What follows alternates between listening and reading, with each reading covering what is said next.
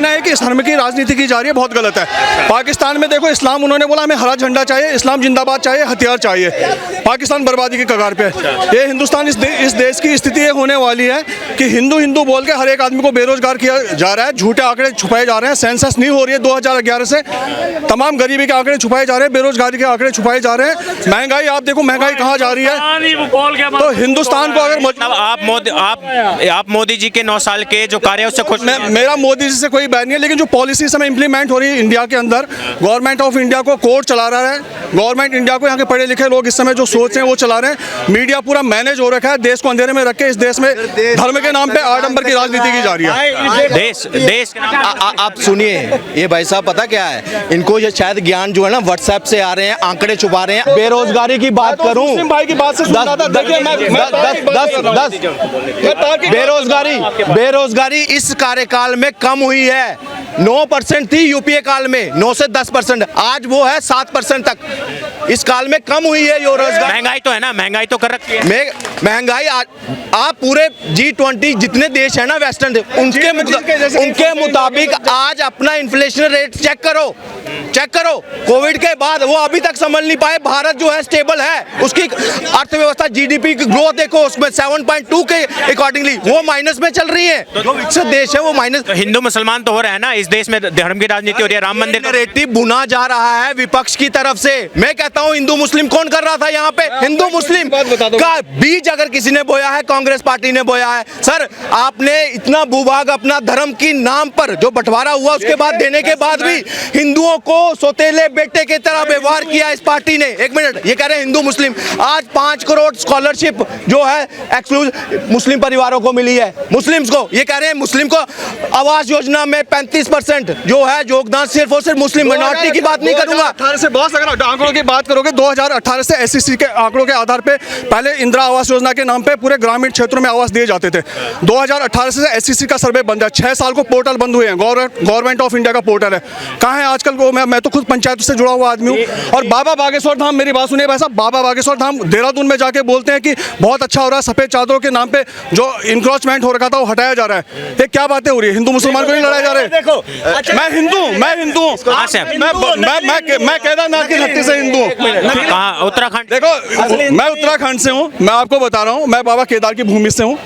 हम ये कहना चाह रहे हैं कि इस देश में जितने भी, चाहे रामपाल हो, चाहे आसाराम जी हो, चाहे और बाबा हो, जितने भी बाबा थे जो बीजेपी को सपोर्ट नहीं किया जिन्होंने, वो सब जेल में, ठीक है। और जितने बाबा इस समय एजेंट बन रखे हो बीजेपी का गुणगान कर रहे हैं। हिंदू और मुसलमान का बहुत ज़बरदस्त गेम किया जा रहा है। आंकड़े छुपाए जा रहे हैं। सेंसस बंद हो रखी है 2011 से। देश का पढ़ा लिखा आदमी जो है, पढ़ा लिखा आदमी, ये मान के चलो कि धर्म के आडंबर के नाम पे डेमोक्रेसी को बचाने के लिए काम नहीं कर रहा है। देश की अगर बोल रहे हैं कि डेमोक्रेसी भारत में खतरे में है, जो राहुल गांधी बोल 100%। क्या बोलेंगे सर? डेमोक्रेसी सर, इनको चुभन अब मुझे लग रहा है, देखो वो सफेद चादरें हट रही है ना, हरी चादरें हट रही है ना। मैं एक चीज पूछता हूँ, एनक्रोचमेंट कहीं, सर देखिए एक मिनट, ये एनक्रोचमेंट को एक मिनट ये एनक्रोचमेंट को सही जस्टिफाई करने में लगे हैं। मैं हिंदू बनूंगा? हिंदू नहीं, राम का विरोध। एक मिनट भाई साहब, एक मिनट रवि, राम का विरोध नहीं कर रहा हूँ। राम का विरोध करो, राम मंदिर का विरोध। मेरा कहने का मतलब, राम मंदिर सही बन रहा है, गलत? राम मंदिर बिल्कुल सही बन रहा है, ठीक है। राम मंदिर कोई इशू नहीं है इस समय। राम मंदिर के नाम पे जो राजनीति की जा रही है वो इशू है, राजनीति का हो रही है, वो गलत है। राम मंदिर के नाम पे हिंदू मुसलमान गलत नहीं है, लेकिन हिंदू मुसलमान के जो राजनीति की जा रही है ये गलत है, बिल्कुल। मैंने इनको रोजगार चाहिए, रोजगार से इनको आंकड़े गिना दिए। बेरोजगारी कम हुई यहाँ पे। स्टार्टअप 190,000 के करीब 9 सालों में स्टार्टअप रजिस्टर्ड हुए हैं, जिसमें 108 यूनिकॉर्न बन गए हैं। $1 बिलियन की इंडस्ट्री 108 हमारे देश में। एक मिनट देश चल रहा है। देखो वही बात है ना। अब इनको चश्मा कौन सा लगा है? वो कांग्रेस वाला, जिनको रोड नहीं दिखते, जिनको विकास नहीं दिखेगा, एयरपोर्ट डबल हो गए वो नहीं दिखेगा। एक मिनट, जीडीपी 5वें नंबर पर आएंगी, वो भी इनके लिए कोई गर्व की बात नहीं है। उनके लिए भी गर्व की बात नहीं है। इनके लिए क्या है? अडानी, हिंदू मुस्लिम। अरे हिंदू मुस्लिम, सबसे ज्यादा योजनाओं में लाभ मुस्लिम को दिया गया है। किसी से ये नहीं पूछा गया कि तुम मुस्लिम परिवार हो, तुम्हें नहीं मिलेगा। ये भारत के यशस्वी प्रधानमंत्री जी बोल रहे हैं कि 84 करोड़ लोगों को हम 5 किलो राशन हर महीने दे रहे हैं।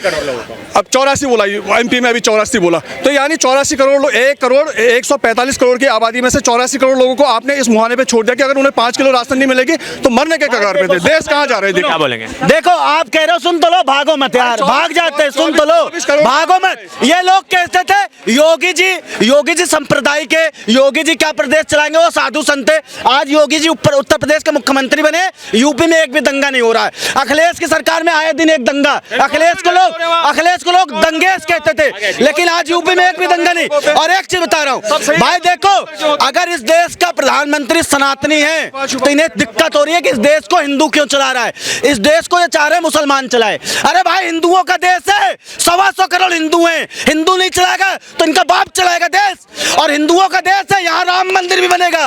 और सुनो, मथुरा में भी कृष्ण जन्मभूमि बनेगी। हिंदू जो चाहेगा वो करेगा। तुम्हारे बाप को दे दिया पाकिस्तान, संविधान से नहीं चलेगा देश, संविधान से ही चल रहा है। सुनो, संविधान से ही चल रहा है। पाकिस्तान में जाके देखो, वहां पे संविधान से नहीं चल रहा, पाकिस्तान इस्लामिक से चल रहा है, शरिया से चल रहा है। लेकिन अपना देश संविधान से चल रहा है, सब खुशहाल है। और इसीलिए कह रहा हूँ, देखो हिंदू आज खड़े हो गए, एक हो गए ना, तो जितने सेकुलर है ना, इनको दिक्कत हो रही है कि सेकुलर क्यों नहीं है। भाई हम कट्टर हिंदू हैं, और कट्टर हिंदू रहेंगे ना जब ही एक रहेंगे, नहीं तो ये लोग हमें तोड़ना चाह रहे। और सुनो, आज सुनो, सच सनातन मान को रोक नहीं सकते तुम, और हिंदू राष्ट्र बनने से रोक नहीं सकते। क्या बोलेंगे सर? भाई हम ये कहना चाहेंगे सिर्फ कि पहले इंसानियत होनी चाहिए, हिंदू मुस्लिम मुद्दा बाद में, ठीक है, वरना कोई अंतर नहीं रहे। जानवर देश में खुशहाली, भाई साहब ने बोला देश में खुशहाली है, एक पॉइंट ये होना चाहिए, सबको मिलकर रहना चाहिए। नहीं है तो अच्छी बात है, नहीं है तो होनी चाहिए। आप क्या सोचते हैं, देश में खुशहाली है 9 सालों में? कुछ हिस्सों में, कुछ हिस्सों में नहीं है। पहले भी ऐसा था, सरकारें सारी एक जैसी हैं, सब अपना मुद्दा उठाएंगे, अपना चली जाएंगे। सरकार के मतलब 9 साल से आप खुश हैं या नहीं? उनकी भी कुछ चीज अच्छी है, कुछ चीज बुरी है, हर सरकार की ऐसी, लेकिन इंसानियत पहले है, वरना कोई अंतर नहीं रहेगा इंसान और उसमें। तो ये जो भाई साहब बोल रहे थे कि हिंदू मुसलमान हो रहा है देश के अंदर, और ये चीज होता है हर जगह, होता है हर जगह। ये नहीं, कोई अपनी चीजें मानेंगे नहीं मानेंगे, होता है हर जगह, कुछ हिस्से में हो रहा है, कुछ से नहीं हो रहा है। आप क्या बोलेंगे, ये होता है सही है गलत? गलत है। सब हमारा राष्ट्र हिंदुस्तान रास्ता सब एक साथ थे पहले, ये मुद्दा भी 8-10 साल में ज्यादा उड़ गया। मतलब जब से मोदी जी आए हैं तब से मुद्दा ये मैं नहीं कहूँ, पहले ही उठा हुआ है, हम छोटे हमने नहीं सुना होगा, तो अब ज्यादा हाईलाइट हो गया है। इंसानियत होनी चाहिए, बाकी को मतलब। एक बात, एक मिनट भाई साहब, एक मिनट सुन लीजिए, इंसानियत होनी चाहिए, बाकी को एक मिनट। मैं 3000 दंगे इससे पहले हमारे इतिहास में हिंदू मुस्लिम के नाम पर ही हुए। उस वक्त मोदी सरकार नहीं थी यहाँ पे, उस वक्त नहीं थी, ठीक है। और बात आती है एक विचारधारा की। आज पहले सिर्फ मुस्लिम होता था, तुष्टीकरण की राजनीति, और हिंदुओं को पता क्या, सेकंड क्लास सिटीजन बनाकर रख दिया। सर आपने मुस्लिम लॉ बोर्ड बनाया, संस्कृत लॉ बोर्ड क्यों नहीं बनाया, हिंदू लॉ बोर्ड क्यों नहीं बनाया?